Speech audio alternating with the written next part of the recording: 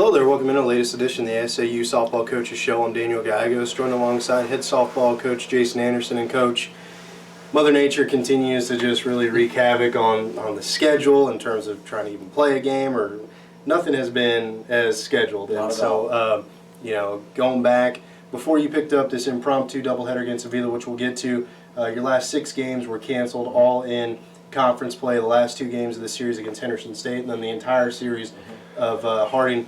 Let's go ahead and talk about kind of how you try to manage that with the team that's obviously hungry to get out there and play, improve themselves, but unable to because of the weather. Well, that's a tough thing to do. As a coaches, we got to try to be creative and mix things up a little bit in practices, because I mean, you can only do so much indoors, or even with the hitting cage, or the limited space and time that we're available. So we just got to, keep our eyes on the prize is the best thing I can say. Is we want to play every day, and we want to play every game. No matter the team's record or who we're supposed to play, we want to do whatever we can do to get the conference games in, and that's our attitude, and that's mine as a coaches, as a staff, and as our players. They want to play.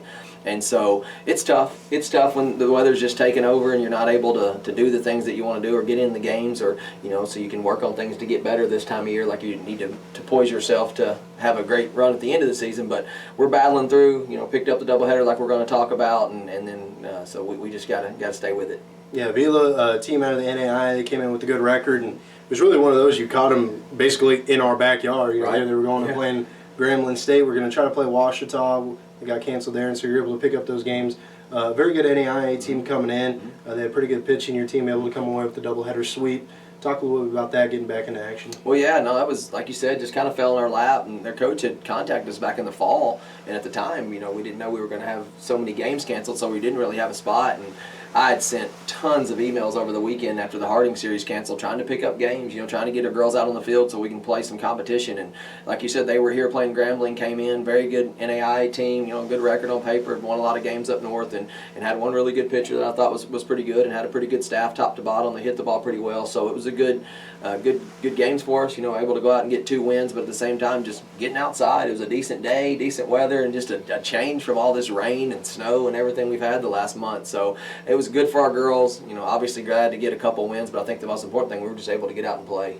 Now going into this weekend, you were supposed to be at home. It was supposed to start off a 10-game homestand, but again, with the weather and everything else, it forced it to be played at Arkansas Tech, team you're playing this weekend. So when you look at it like that, not ideal having to go play at their place, but you'll still be the home team on the scoreboard and still get the luxury of hitting last, if it comes down to the final at bat. So there is still that, but talk about the shift and having to move from where you're expecting to play at home to now taking it on the road.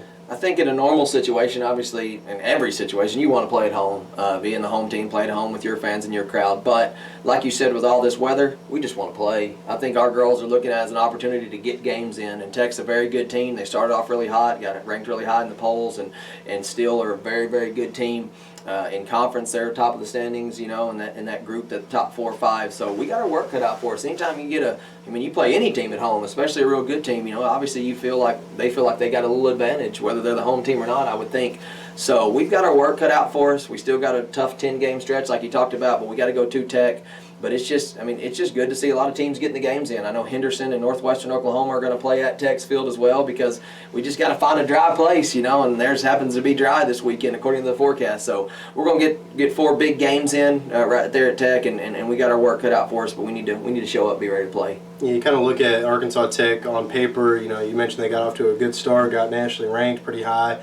Their receiving votes still a very good team, and one of the things that jumps out are their offensive numbers. And Southern Arkansas, your team, the way you build your teams is based off of offense as well, and so very similar matchup there. What do you kind of see as maybe the thing that'll be most challenging against Tech? Well, they hit the ball. They lead the conference in home runs. They're leading the conference in average, and they're going to score a lot of runs. So, we're going to have to score with them, plain and simple.